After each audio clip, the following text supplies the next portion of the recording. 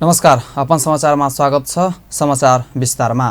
प्रधानमन्त्री पुष्पकमल दाहालले जलवायु परिवर्तनले निम्ति आएको असरप्रति चिन्ता व्यक्त गर्नुभएको छ।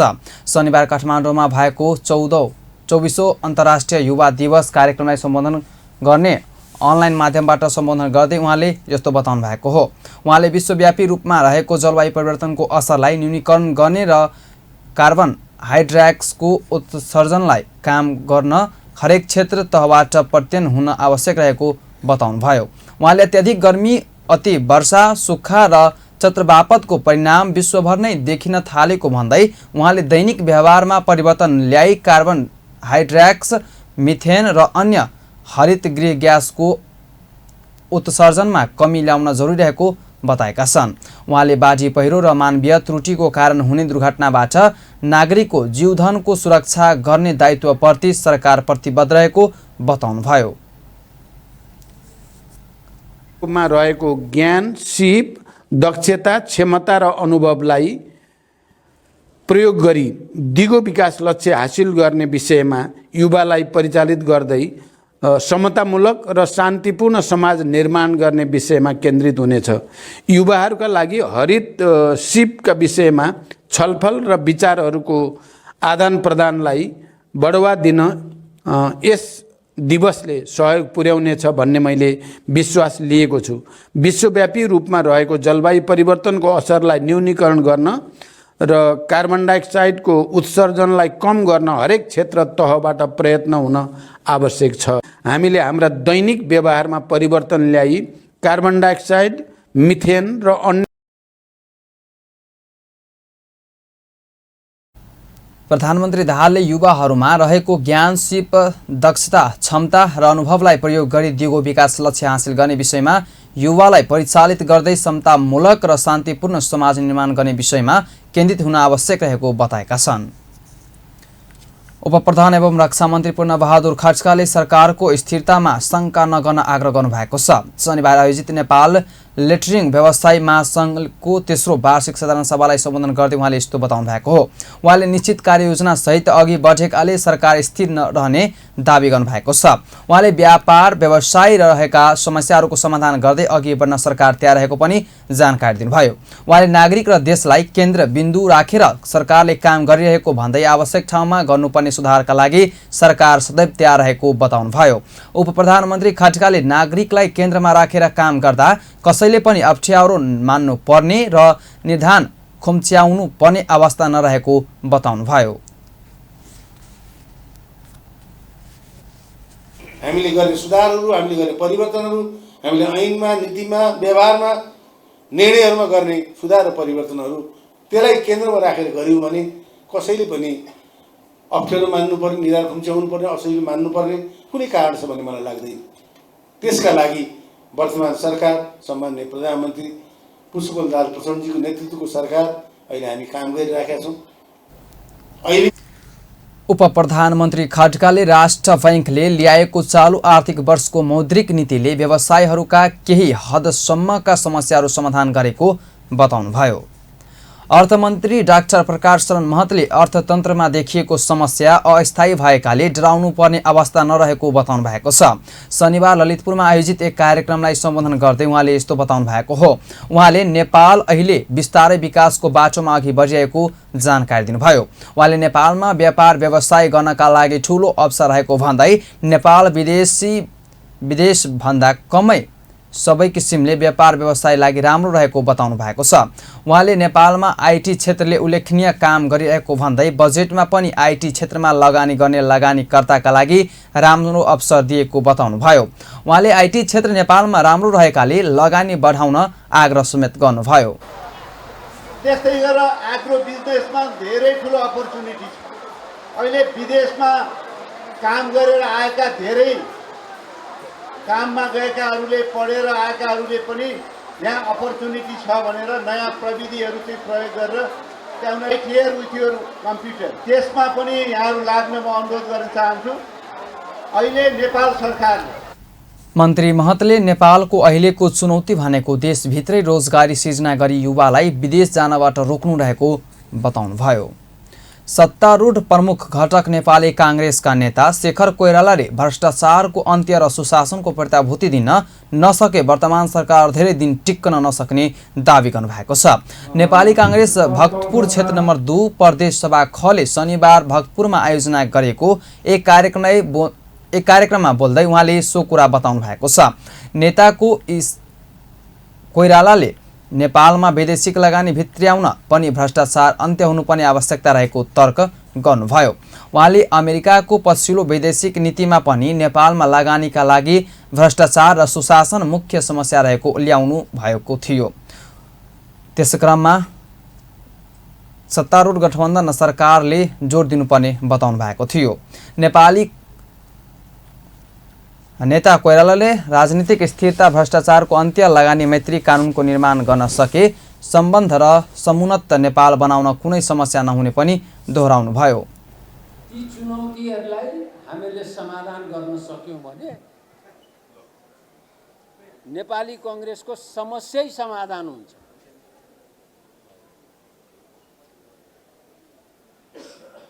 बत्ती आउँछ आउँदैन?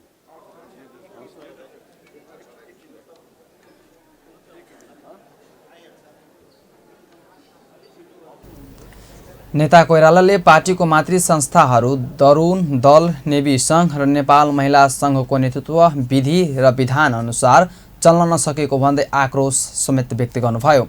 उहाँले पार्टीभित्रै प्रतिशोधको राजनीतिक हुन नदिने समेत बताउनुभयो। नेकपा माओवादी केन्द्रका केन्द्रीय सचिव लीलामणि पोखरेलले सरकारलाई आफ्नो जिम्मेवारी बुझाउने काममा पत्रकारिता क्षेत्रको महत्त्वपूर्ण भूमिका रहेको बताउनु भएको छ।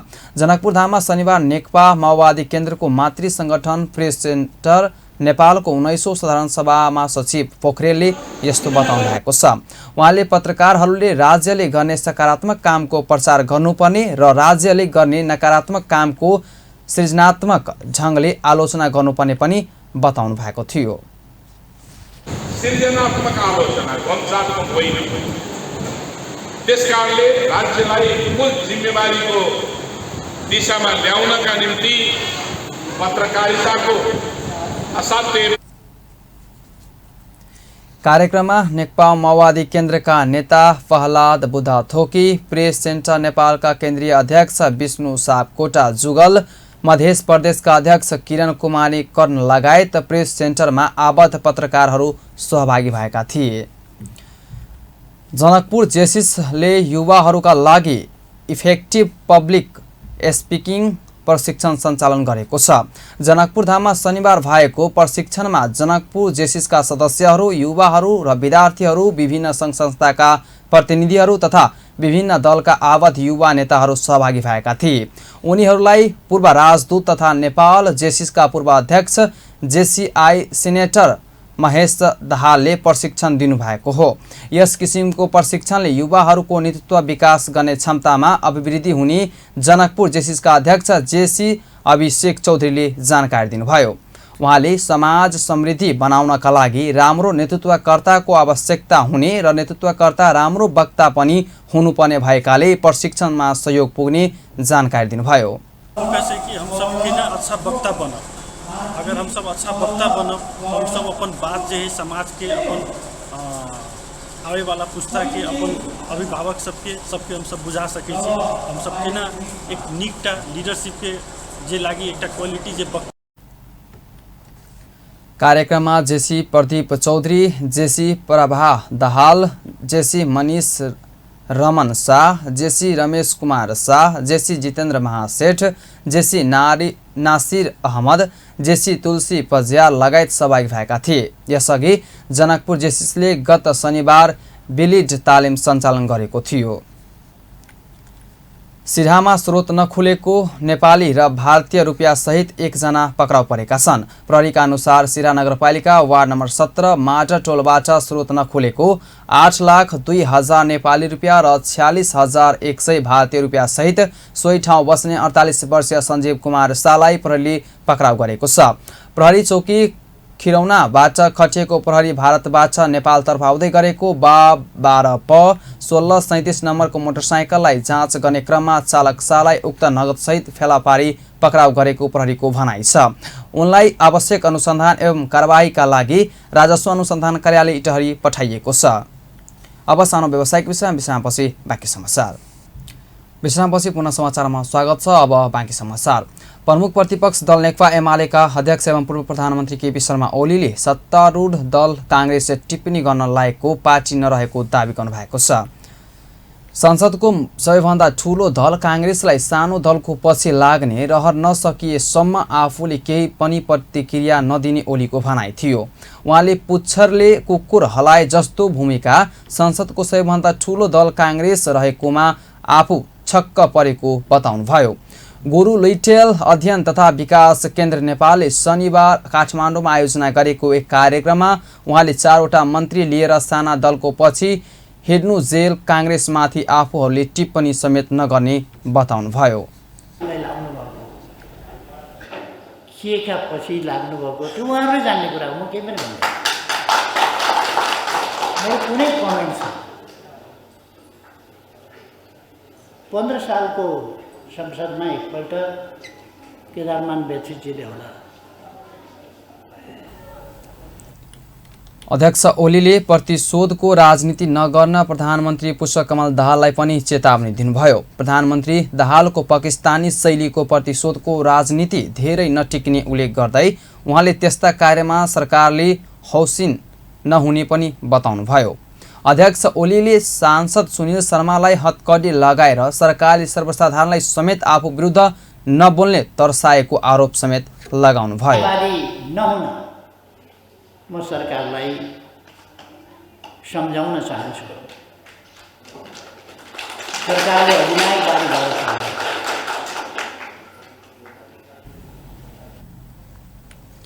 ओलीले पीडितलाई न्याय दिने गरी शान्ति प्रक्रियालाई निष्कर्षमा पुर्याउने काममा सरकार गम्भीर नभएको जिकिर समेत गर्नुभयो। 34औं अन्तर्राष्ट्रिय युवा दिवसको अवसरमा काठमाडौँमा प्रभात फेरी गरिएको छ। प्रभात फेरी शनिबार काठमाडौँको भ्रुकुटी मण्डपबाट सुरु भई न्युपान लाजा पुतली सडक बाग बजार रत्न पार्क हुँदै राष्ट्रिय सभागृहमा पुगेर सकिएको थियो। प्रभात फेरी कार्यक्रममा नेपाली सेनाको ब्यान्ड बाजा सहितको टोली सहभागी भएको थियो। त्यस्तै नेपाल प्रहरी सशस्त्र प्रहरी बल पनि प्रभात फेरी कार्यक्रममा सहभागी बनेका थिए। प्रभात फेरी कार्यक्रममा अन्तर्राष्ट्रिय युवा दिवसको अवसरमा आयोजना गरिएको हो। राष्ट्रिय युवा परिषदको आयोजनामा भएको प्रभात फेरीपछि परिषद राष्ट्रिय सभागृहमा अन्तर्राष्ट्रिय युवा दिवसको सम्बन्धी कार्यक्रम आयोजना गरेको छ। यस वर्ष कौशल युवा दिगो विकासका लागि भन्ने नारासहित अन्तर्राष्ट्रिय युवा दिवस मनाइँदैछ। राष्ट्रिय प्रजातन्त्र पार्टीका अध्यक्ष राजेन्द्र प्रसाद लिङदेनले पार्टीले सत्तालाई प्राथमिकतामा नराख्ने बताउनु भएको छ। शनिबार 34औं अन्तर्राष्ट्रिय युवा दिवसको अवसरमा पार्टी केन्द्रीय कार्यालय चाबहिलमा आयोजित कार्यक्रममा रक्तदान कार्यक्रमपछि सञ्चारकर्मीहरूसँग कुरा गर्दै उहाँले राप्रपाले सत्तालाई प्राथमिकतामा नराख्ने बताउनु भएको छ। उहाँले कांग्रेस सांसद डाक्टर सुनिल शर्मालाई पक्राउ गर्ने र अर्को दिन नै छोड्ने कुरा छलफल भएको विषय बनेको पनि बताउनुभयो। उहाँले सत्ता पक्षका सांसद शर्माले सत्ता पक्षकै मन्त्रीहरूमाथि प्रश्न उठाएर राजीनामा माग्दा पक्राउ गरिएको आरोप लगाउनुभयो। अध्यक्ष लिङदेनले सांसद शर्मालाई छोड्ने र अन्य चिकित्सकलाई थुनामै राख्ने कुराको छलफल हुनुपर्ने बताउनुभयो। जानुपर्ने अवस्थाको अन्त्य होस्, देशभित्रै रोजगारी सिर्जना गर्न सकियोस् र त्यसको लागि नेपालको राजनीतिमा युवाहरू पलायन हुने, भाग्ने अथवा राजनीति काम लाग्दैन भनेर राजनीतिबाट पर बस्ने होइन, राजनीतिमा हस्तक्षेपकारी ढङ्गले आउने र अहिलेको बेरोजगारी व्यथितिको कारकको रूपमा रहेका राजनीतिक दलहरू, नेताहरू र अहिलेको व्यवस्थामा समेत परिवर्तनका लागि दबावकारी भूमिका निर्वाह गर्नको लागि म सबै युवा साथीहरूलाई आह्वान गर्न चाहन्छु। हामी राष्ट्रिय प्रजातन्त्र पार्टी प्रारम्भदेखि नै हाम्रा युवाहरू जो दिनमै झन्डै 2000 को दरले विदेश जानुपर्ने अनि त्यसमध्येको पनि धेरैले फेरि दैनिक रूपमा अध्यक्ष लिङदेनले नेपाली युवाहरू राजनीतिक काम छैन भनेर पर बस्ने नभई राजनीतिमा हस्तक्षेपकारी भूमिका खेल्नुपर्ने बताउनुभयो। सत्तारूढ नेकपा एकीकृत समाजवादीका सम्मानित नेता एवं पूर्व प्रधानमन्त्री झलनाथ खनालले सरकारले पार्टी निकट नेपाल खेलकुद महासंघ समाजवादीलाई राष्ट्रिय खेलकुद परिषद राखेपमा समावेश नगरेकोमा असन्तुष्टि व्यक्त गर्नुभएको छ। सम्मानित नेता खनालले राष्ट्रिय खेलकुद परिषदमा आफ्नो पार्टी निकट सो महासंघलाई किन समावेश नगरेको भन्दै प्रश्न प्रधानमन्त्री पुष्पकमल दाहालसँग प्रश्नमित गर्नुभएको थियो। शनिबार काठमाडौँमा आयोजित एक कार्यक्रममा बोल्दै उहाँले महासंघलाई तत्काल राष्ट्रिय खेलकुद परिषदमा समावेश नगरेको आफ्नो पार्टीलाई सरकारमा बसिरहन जरुरी नभएको समेत बताउनुभयो। सम्मानित नेता खनालले आफ्नो पार्टीको समाजवादतर्फको यात्रालाई सुनिश्चित गर्ने गरी संगठन विस्तार गर्न पनि खेलकुद क्षेत्रमा आबद्ध पार्टीका नेता कार्यकर्तालाई निर्देशन दिनुभयो। भोलि नै हाम्रो संगठनलाई पनि त्यहाँ संगठित गर्नु पर्यो, होइन भने यो सत्तामा बसिरहनु के जरुरी छ हाम्रो पार्टीको लागि। म यो प्रश्न यो देशका प्रधानमन्त्रीलाई र यो क्षेत्रमा खेलाडीहरूले गर्ने सङ्घर्ष पनि अहिले समाजवादी क्रान्ति र रूपान्तरणका निम्ति गरिने सङ्घर्षको एउटा अभिन्न अङ्ग हो। त्यसो हुनाले त्यो सङ्घर्षलाई जति व्यापक बनाउँदै लान्छौँ, जनतालाई जति व्यापक रूपले गोलबन्द गर्दै जान्छौँ, तबै हामीले समाजवादको यात्रालाई त्यति नै अगाडि बढाएर लिएर जान सक्छौँ। त्यसो हुनाले सबै खेलाडीहरू उत्साह र उमङ्गका साथ यो क्षेत्रमा लाग्नुहोस् र आफ्नो सङ्गठनलाई विस्तार गर्नुहोस्, जनतालाई व्यापक रूप। त्यस अवसरमा सम्मानित नेता खनालले सबै खेलाडीहरूलाई उत्साहका साथ सब खेल क्षेत्रको विकासका लाग्न पनि आग्रह गर्नुभयो। अब सानो व्यावसायिक विश्रामपछि पुनः समाचारमा स्वागत छ। अब बाँकी समाचार। ऊर्जा जलस्रोत तथा सिँचाइ मन्त्री शक्ति बहादुर बस्नेतले विद्युतीकरणको माध्यमबाट देशको आर्थिक विकास र समुन्नति सम्भव रहेको बताउनु भएको छ। शनिबार नेपाल विद्युत प्राधिकरणको 38औं वार्षिकोत्सवको अवसरमा काठमाडौँ आयोजित विद्युतीय सवारी साधनको र्यालीमा सहभागी भएपछि सञ्चारकर्मीहरूसँग कुरा गर्दै उहाँले यस्तो बताउनु भएको छ। मन्त्री बस्नेतले विद्युतीकरणको माध्यमबाट देशको आर्थिक विकास, समुन्नति र स्वच्छ वातावरणको क्षेत्रमा विद्युतीकरण प्राधिकरणले महत्त्वपूर्ण योगदान गरेको उल्लेख गर्नुभयो। उहाँले स्वच्छ वातावरणको लागि विद्युतीय सवारी साधनको प्रयोग बढाउनु पर्नेमा जोड दिनुभयो। यो इभी र्याली यहाँ सुरु हुन गइराखेको छ। यसको विद्युतीय स्वच्छ वातावरणको निम्ति इभीको महत्त्वलाई प्रवर्धन गर्ने, यसको प्रचार प्रसार गर्ने र स्वच्छ वातावरणमा हामी सबैले आफ्नो ठाउँबाट योगदान गर्ने उद्देश्य र प्रयोजनको लागि यो कार्यक्रम विशेष अर्थ र महत्त्वको हुने कुरा मैले विश्वास लिएको छु। नेपाल विद्युत प्राधिकरणले भादो 1 गते आफ्नो 38औं वार्षिकोत्सव मनाउँदै हुनुहुन्छ। सो अवसरमा प्राधिकरणले सप्ताहव्यापी रूपमा विभिन्न कार्यक्रमहरू गर्दै आएको छ।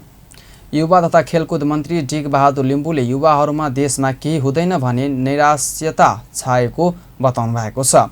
24औं अन्तर्राष्ट्रिय युवा दिवसको अवसरमा शनिबार काठमाडौँमा आयोजित एक कार्यक्रममा युवा तथा खेलकुद मन्त्री लिम्बुले अहिले नेपाली युवाहरूमा देशमा केही हुँदैन र केही छैन भने नकारात्मक विचार लिएर सबै विदेश जान थालेको बताउनु भएको हो। उहाँले युवाहरूलाई आफ्नै देशमा बसेर श्रम शक्ति खर्च गरी देश बनाउनुतर्फ नेतृत्वदायी भूमिका निर्वाह आग्रह गर्नुभयो। मन्त्री लिम्बुले सरकारले सुशासन दिन खोजेको भन्दै युवाहरू राजनीतिक, आर्थिक, सामाजिक क्षेत्रमा आएर नेतृत्व गर्नुपर्ने समय आइसकेको पनि जानकारी दिनुभयो। उहाँले नेपाली युवासँग सीप क्षमतासँगै इच्छा शक्ति हुनुपर्ने धारणा राख्नुभयो। धेरै खुसीका साथ आफ्नो विचारहरू, आफ्नो अनुभवहरू, आफ्नो कलाहरू, क्षमताहरू, सीपहरू प्रदर्शन गरेर आफ्नो मुलुकलाई नयाँ ढङ्गबाट कसरी लान सकिन्छ, आफ्नो देशलाई कसरी बढाउन सकिन्छ भन्ने सोचका साथ अगाडि बढेर यो कार्यक्रम मनाइरहेको कुरा अवस्था छ। आज हामी नेपालमा त्यो काम गरिरहेका छौँ। सम्पूर्ण युवा मित्रहरू, यो मन्त्रालयको तर्फबाट जुन कार्यक्रमको आयोजना गरिएको अवस्था छ, यो कार्यक्रम अन्तर्गत राष्ट्रिय युवा परिषदले विभिन्न ढङ्गको कार्यक्रम गतिविधिहरू सञ्चालन गरेको छ। अहिले चाहिँ टिकटकदेखि लिएर अन्य कार्यक्रमहरूदेखि लिएर यो युवा साथीहरूको जुन हामीले विचारहरू सुन्यौँ, जुन खालको दृष्टिकोणहरू सुन्यौँ, त्यो कुराहरूलाई सरकारले सुन्नु। उहाँले युवाहरूलाई रोजगारी दिलाउने कार्यमा ल्याउन सरकार तत्कालीन तल्लीन रहेको बताउनुभयो। युवाहरूले मुलुकका हाँक्ने र देशलाई समृद्धिको दिशातर्फ लैजानेको निमित्त तयारीका साथ अघि बढ्नुपर्ने आवश्यकता उल्ल्याउनुभयो। मन्त्री लिम्बुले सरकारले युवा नीति परिमार्जन गरेर अधिकतम युवाहरूलाई अवसर दिन चाहेको पनि बताउनुभयो। उहाँले युवा नीति राम्रो बने पनि परिणाम पनि राम्रो आउने भन्दै युवाहरू मिलेर देशलाई अघि बढाउनुपर्ने बताउनुभयो। मन्त्री लिम्बुले देश विकास निर्माणमा युवाको नेतृत्वदायी भूमिका रहने समेत जानकारी दिनुभयो। हस्त हेलीलाई तिकै पल पल खबर तेज नजर हेर्दै अपन टेलिभिजन। नमस्कार।